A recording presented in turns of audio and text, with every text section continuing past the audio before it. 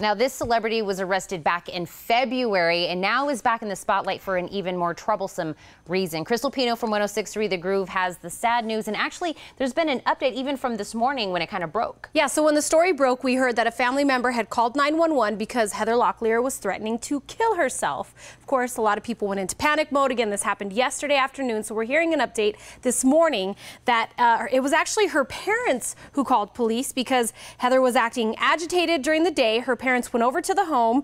Locklear got violent, choking her mother and then hitting her father. Her mother then in turn called 911, and they have again put her in a psych hospital to give her an evaluation. So hopefully this ends well. She got in trouble, what was it, a month ago, 2 months ago? Yeah, back in February, she was arrested for domestic violence with her boyfriend. And the underlying kind of tone that we were getting was that she may have a drinking problem, and that kind of what might be amping up what's going on. It's definitely unfortunate that this happened with her parents and then it happened on Father's Day. Not news that you want to hear, especially from somebody like Heather Locklear. So we're hoping that she can get back on track, she can recover and get right, and maybe that's what she needed was a psych evaluation. Yeah, well, I promise that the rest of the news in the spotlight, we're definitely going to get a little bit lighter, including starting with some blobfish. Yeah, so anybody ever heard that term, blobfish? No? Nope. Oh, okay. Well, Ted Cruz beat Jimmy Kimmel in Blobfish Basketball Classic. I love this action shot right here. Ted Cruz actually beat him in a game of one-on-one basketball on Saturday, 11-9. So at least it was sort of close. It took place in front of a large crowd at the Texas Southern University. Kimmel donated $5,000 to the education charity Generation One, and he's been comparing Ted Cruz to a blobfish for quite a while. So it was basically like, can you talk the talk if you walk the walk? Or how does that saying go? Walk the walk, talk the talk? Either way. Oh my gosh! Can you ball? Did you see the picture of him and the blobfish next to each other? That was so horrible. By the way, you were surprised. You thought that Kimmel was going to win. I totally thought Kimmel was going to win. I know politicians are good at a couple things. I didn't think basketball was one of them. I guess Obama showed us different, right?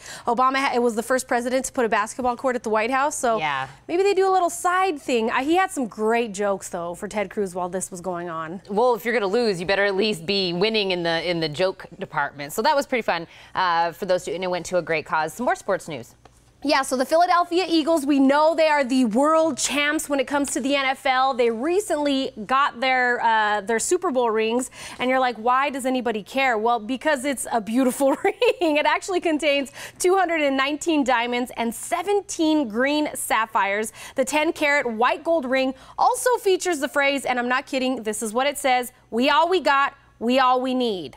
So you spend a lot of money on diamonds, but not on grammar. But all right. It's very, you know, it's them. Very football? That's what they... Very fun? And yeah, for every woman or man that's not into football, but you're into jewelry, all of a sudden you're like, ooh, let's talk about the ring. I know, it's beautiful. And I love that they give, and this is traditional for every football team, they give everybody on staff a ring. So people that work in concessions or anything involved with the team, obviously if you're an outside vendor, you're not going to get a ring. But anybody involved with the team gets one of those beautiful Philadelphia Eagles Super Bowl rings. I would love to be like the French fry guy, and I got a Super Bowl ring.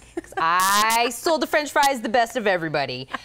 We had a big surprise also over the weekend. They're full of surprises lately. Yeah, I'm telling you, if you are not on Tidal yet, the music streaming service, you probably should consider doing it. Beyonce and JayZ released a surprise album on Saturday called Everything Is Love. Of course, a collaboration between the two. It features 9 songs, and I actually have the full track list, and you can stream it at 1063thegroove.com. Click on The Morning Groove with Krystal Pino. All the songs are up there. It's through Spotify, but Tidal was the first to release it, and now it's slowly getting pushed out everywhere else. But it's a collaboration of them sort of coming back from, you know, 444 and Lemonade, all the drama that they went through, and they're like, now look at this is where we're at. This is sort of therapeutic for us. JayZ's done a couple of interviews where he said that, like, you know, this was almost like our couples counseling, like doing music together, touring together, being artistic together, was kind of bringing them back from some dark places. But can I say that I like that they're very open, not only about, you know, cheating and problems that they went through, but also they're being very open with their fans about how to get back on the right road, and, you know, the kids. And I know Blue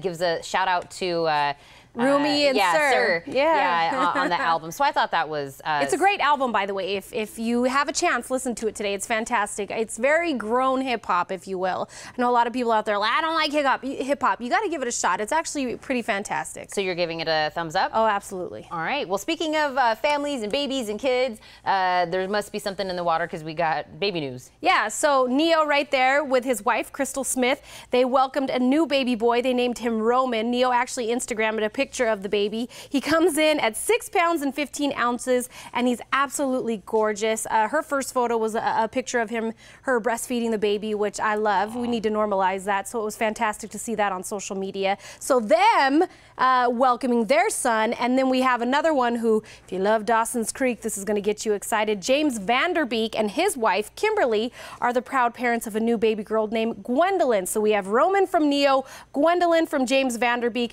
and this is actually their 5th child. They have 4 girls right there. You can see 4 little girls and then 1 son. So big, happy family there. Look at all of those little blonde babies. I know, and all the curls. I love it.